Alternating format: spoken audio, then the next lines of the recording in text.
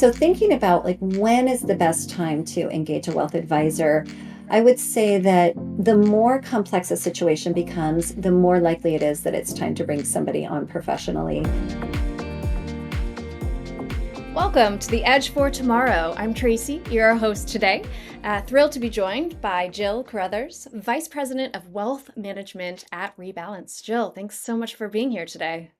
Thank you so much for having me. Happy to be here. Jill, take us back to how you landed into wealth management. Well, if we go back to really my origin story, when I was a young girl, I used to babysit, and my mom, after I had gone on a couple babysitting jobs, my mom said, we really should open up a savings account for you. And when we went into the bank, it was back in the day when you went to a bank and actually visited a teller. I opened up my first savings account and deposited just a really small amount of money. And over the course of a couple of years, I would continually go visit the bank, deposit some money. And one day I got there and the woman handed me back my passbook because that's how things were noted back in the day. And there was quite a large sum of money that I had collected over time. And Ooh. the power of saving and having enough money to spend to have some fun, but also saving for my future was started way back then. And my mom told me the importance of saving for your future while enjoying your present is really important. So having the ability to make some choices for myself because I had this tiny little savings account that felt really important to me is really how I got started.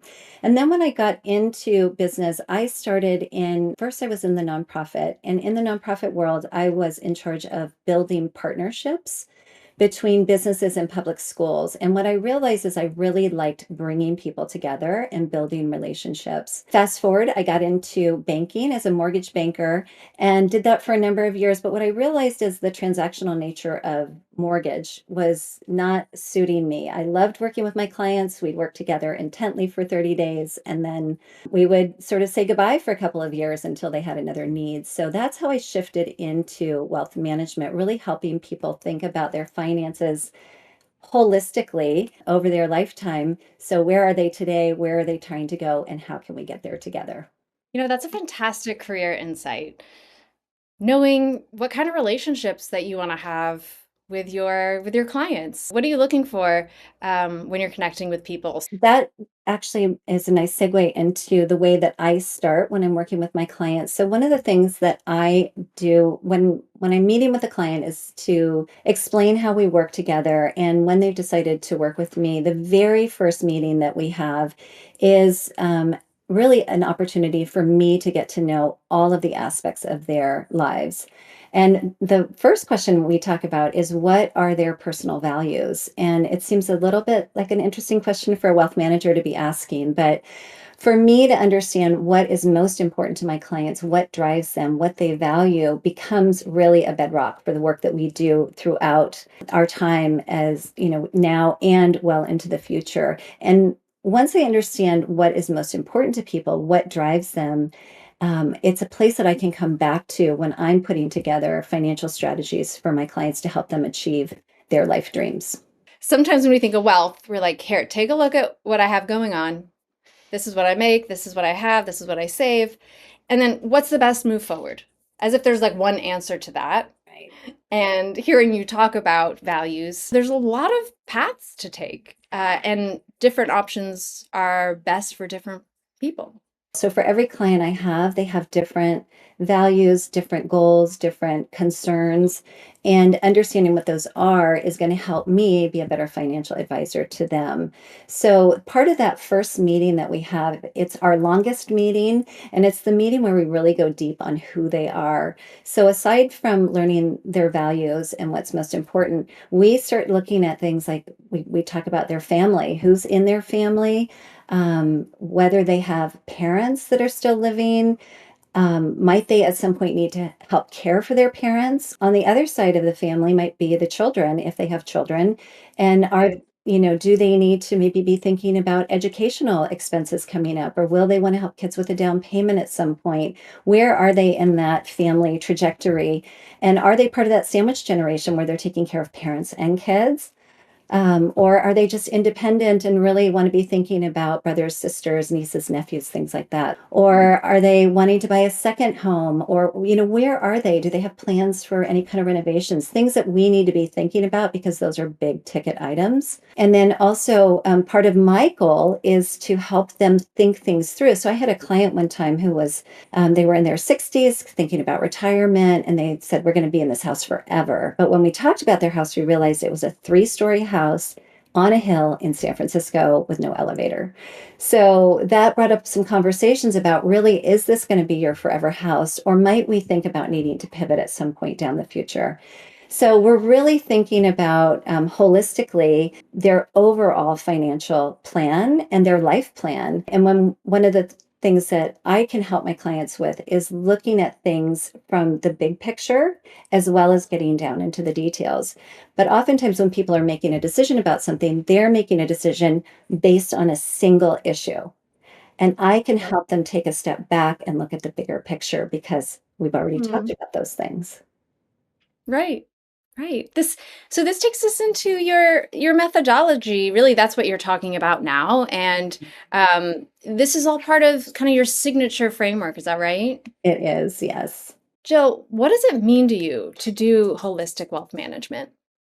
That's a really good question. And I will say that when we think about wealth management, in the early days, wealth management was really about investments. It was a sort of a single issue approach. But holistic wealth management has evolved, and it's really about integrating a comprehensive approach to managing an individual or a family's financial life from here all the way through their full lifespan and even beyond that after they've passed away, the legacy that they want to live. And so, holistic wealth management really involves considering all components of their financial well being. So, of course, taking care of the investment management, and that means developing and managing an investment portfolio that is tailored specifically to our clients' risk tolerance, their time horizon, and any specific objectives that they have. And that sort of lays that really solid foundation on which we can build a lot of the other parts, like a financial plan. So, financial plan is where we take all of the information about our clients, put it into a plan, and really create a roadmap for them to figure out how to live their best lives today while still building financial security for them throughout their lifetime. So, those are some of the two big cornerstones of the work that we do together. But then we're also looking at all of the things that come into somebody's life that's going to touch their finances. So we need to be thinking about risk mitigation, and that means insurance. While we don't sell insurance, we do want to make sure our clients have enough insurance. We also want to make sure they don't have too much insurance, and we want to make sure their insurance is in the right places. Ooh, too much insurance. I like that. Insurance, one of the things that we look at with clients is all of their insurance, and we put it on a chart and we add it up and tell them, how much they're paying for insurance to make sure that they are not buying more insurance than they need. So insurance needs to be thought about really as a way of keeping yourself whole and protecting the wealth that you've built, but it's not a wealth building strategy. It's more protection. Right. So, I've had clients who have all of their life insurance at a company, and in the next sentence, they tell me that they want to leave that company, which also means they're going to leave their insurance behind. So, really thinking through the strategies of insurance. And we will work with people's existing insurance brokers, or if they need somebody new, we can always help them find somebody appropriate for what they need. But that's an important part of it, is just reviewing insurance on a regular basis. Sorry, I remember when insurance popped up. Honestly, it felt like it just popped up when I was at my job. There was just like one day there was an email and it's like life insurance, here you go. Hmm. Sign up. And it's so funny how these things pop up and there's just no context unless you go out and find the context. And you really do have to go outside of your organization to understand, what it is and how it changes. And that's an awkward question to be like, hey, what happens when I leave y'all? You may want to talk to your wealth planner about that. I think that's a really good point, is oftentimes we do sign up and we sort of default to the insurance that's offered. And oftentimes it's not the best insurance. And many times people don't realize that even if it's being provided through their company. It's not being paid for by their company. The estate plan is a really important component of anybody's financial plan. And there are really two components to it. Estate planning is not just for when you pass away, but it's also ensuring that you have some protections in place while you're living. And so that includes a financial power of attorney and a healthcare directive, so that if somebody can't make choices for themselves or can't manage their money while they're living, they have appointed somebody to step in and take care of that while needed. And then it can come back to them if they're able to pick it up after that. And in addition to that, that's one component of the estate plan documents that we have our clients put together. We also want to make sure that they have a trust and a will. Most people need a trust, although there's some exceptions to that. But we want to make sure that those are in place so that their legacies are honored, and really importantly, that their taxes are minimized. So we're thinking about not only their lifetime while they're with us, but what happens after they pass. And then there are a lot of other things that come up in the process. Big question is, am I saving enough? Am I going to be okay? So talking about retirement planning and making sure that there is a saving strategy and an investment strategy in place that will help them achieve their retirement goals, so that when they get into retirement, there's a stream of income that gets replaced and that they can live really well and do all those things that they are now going to have the time to do. And then one last key piece that I think about is philanthropy. So some of my clients, when I begin working with them, really are not in a position to be doing a lot of philanthropic work. But for some people, they may give a small amount every year, or they might give a more significant amount. But whether it's $500 or $50,000, there are some really strategic ways to give to a charity that help minimize my clients' taxes. And not only that, it helps them turbocharge their ability to give. So it's Right. a really exciting part of the work that I do is thinking about that, their charitable gifting while they're alive, as well as when they've passed away, how they may want to leave some legacy there as well.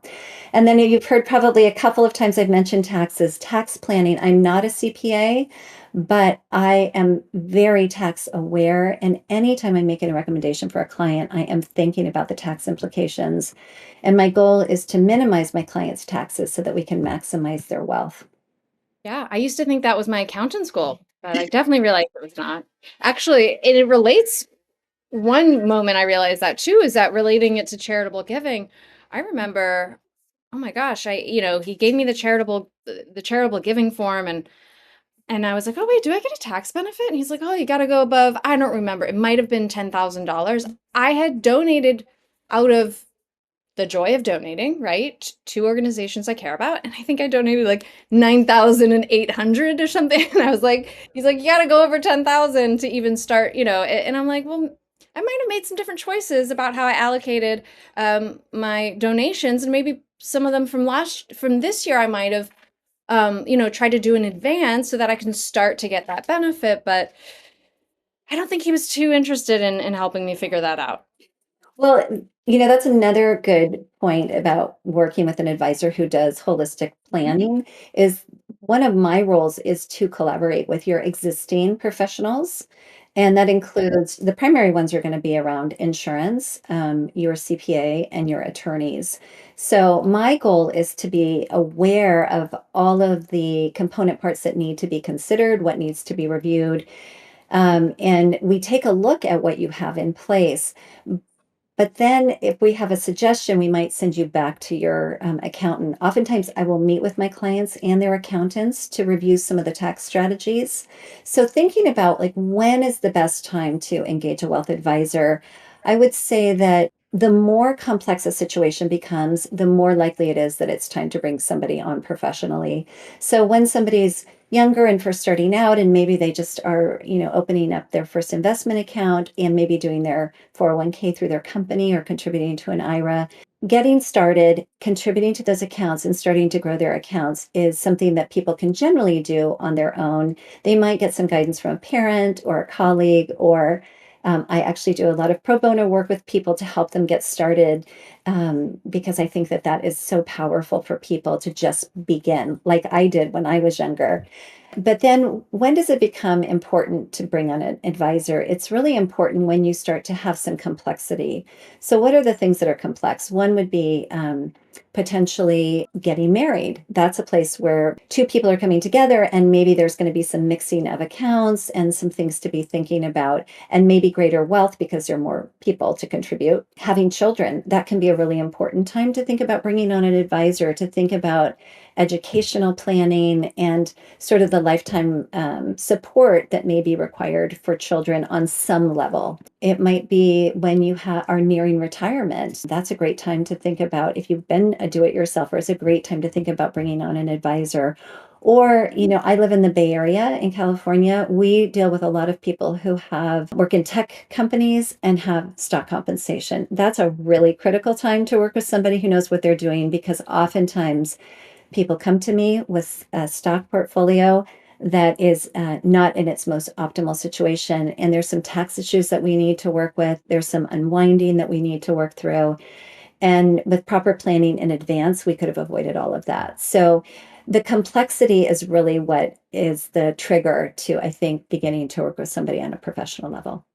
Right. Yeah. Those life triggers, and remembering that the more choices you have with your finances, probably the more you can do well and, do poorly, right? Yeah. Every decision is another chance, right? Either way. And I'm not admitting anything, but I bet that when you get married and you go to file your taxes and your accountant is like, "Are you filing together or separately?" And you're like, "Oh, didn't think about that." It's probably not the first time you should be thinking about that. That's right. Yes. Planning on all levels and all topics can be really helpful to making sure that you are avoiding some of the very common things that can trip us all up. Jill, any final insights on the importance of holistic wealth management and lifelong planning? I would say that number one, the most important thing that I tell people wherever they are in their financial journey is to get started. So sometimes when it feels overwhelming, the easiest thing to do is to simply avoid and say, I'll take that up tomorrow. And the next thing you know, it's November 2025. And I say start today. And also don't feel like you have to start, like I don't have X number of dollars to contribute. Start with where you are and start to build over time. And small contributions to your future really do add up. So I would say, number one, start. Number two, talk to people, ask them about how have they done what they've done? Who have they worked with? Do they like their financial advisor? Can they make a referral? And then meet a financial advisor and ask all the questions that you have. Ask them how they bill. Ask them what kind of services they provide. Ask them what's included in their fees. I think that's really important to understand. Are they simply going to do investments, or are they going to do investments in a financial plan? Or are they going to do investments, a financial plan, and all the other things that we talked about today? And what is it that you need? What's going to be appropriate? And I would say sometimes, an investment manager only may charge the same fee that a comprehensive advisor is going to charge. So ask those questions, don't be shy, and just get started. Jill, it was so fantastic to have you on the show today. Thank you for all of your brilliant advice, insights, and thoughts to take forward. You're very welcome. Thank you so much for having me.